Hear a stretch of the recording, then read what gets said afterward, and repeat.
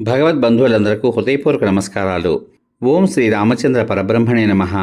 ఆపదామపహర్తారం దాతారం సర్వసంపదాం లోకాభిరామం శ్రీరామం భూయో భూయో నమామ్యహం. ఓం శ్రీ రామచంద్ర పరబ్రహ్మణే నమః. శ్రీ వాల్మీకి రామాయణం బాలకాండం 72వ సర్గయందలి 1వ శ్లోకం నుంచి 24వ శ్లోకం వరకు గల అన్ని శ్లోకముల యొక్క వచన భావసారాన్ని భరత శత్రుఘ్నుల కొరకై కుశధ్వజుని కన్యకలను వరించుట అనే కథగా విందాం.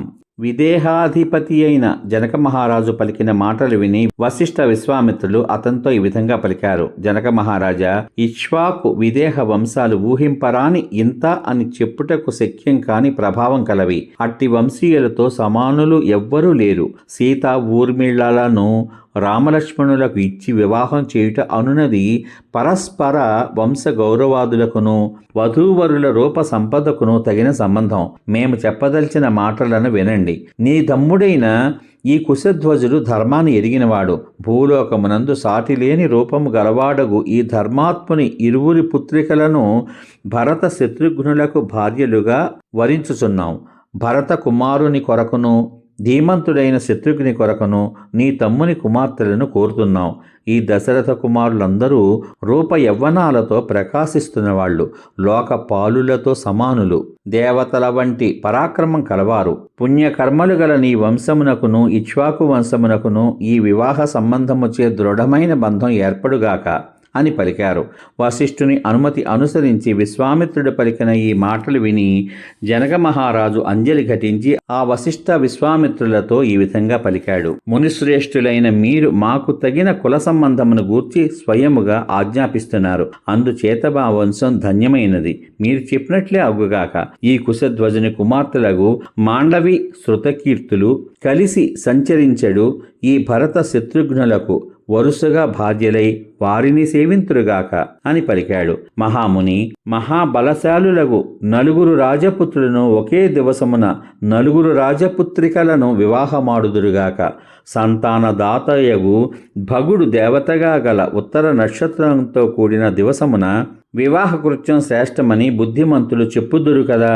జనక మహారాజు ఈ విధముగా సౌమ్యమైన వాక్యం పలికి లేచి దోసిలి కట్టి ఆ మహామునుల ఇరువురితో ఈ విధంగా అన్నాడు.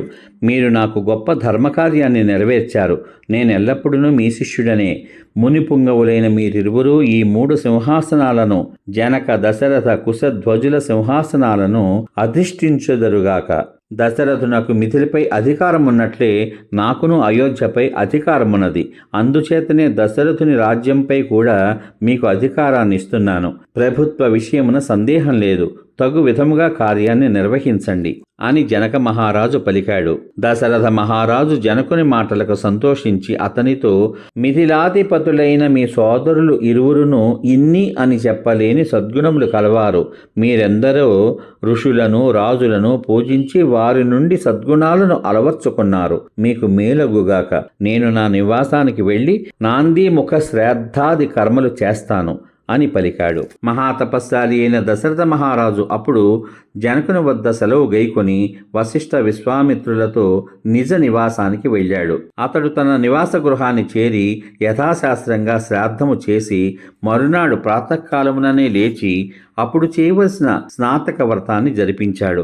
ఒక్కొక్క కుమారుని ఉద్దేశించి 1,00,000 చొప్పున గోవులను బ్రాహ్మణులకు దానం చేశాడు. పురుష శ్రేష్ఠుడు, పుత్రులయందు అత్యధిక ప్రేమ కలవాడు అయిన దశరథ మహారాజు లేగ దూడలతో కూడినవి క్షీర సమృద్ధములు అయిన 4,00,000 గోవులను కొమ్ములకు బంగారపు తొడుగులు తొడిగించి పాలు పితుకుటకు కంచు పాత్రలతో కూడా దానం చేశాడు. ఇంకా అత్యధికమైన ఇతర ద్రవ్యాన్ని పుత్రుల గోదాన వ్రత సమయమున బ్రాహ్మణులకు దానం చేశాడు. గోదాన వ్రతం పూర్తి చేసుకొనిన కుమారులు చుట్టూను నిలిచి ఉండగా ఆ దశరథ మహారాజు లోకపాలుల మధ్య ఉన్న బ్రహ్మ వలె ప్రకాశించాడు. సమాప్తం. ఇంతవరకు మీరు శ్రీ వాల్మీకి రామాయణం బాలకాండం 72వ సర్గయందలి గల 1వ శ్లోకం నుంచి 24వ శ్లోకం వరకు గల అన్ని శ్లోకముల యొక్క వచన భావసారాన్ని భరత శత్రుఘ్నుల కొరకై కుశధ్వజుని కన్యలను వరించుట అనే కథగా విన్నారు. రేపటి భాగంలో శ్రీ వాల్మీకి రామాయణం బాలకాండం 73వ సర్గ యందలి గల 1వ శ్లోకం నుంచి 41వ శ్లోకం వరకు గల అన్ని శ్లోకముల యొక్క వచన భావసారాన్ని రామ లక్ష్మణ భరత శత్రుఘ్నుల వివాహము అనే కథగా విందాం. ఓం శ్రీ రామచంద్ర పరబ్రహ్మణే నమః.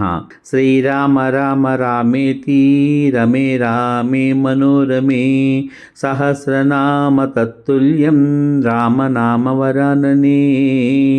ఓం శ్రీ రామచంద్ర పరబ్రహ్మణే నమః. సర్వే జనా సుఖినో భవంతు. శుభమస్తు. స్వస్తి.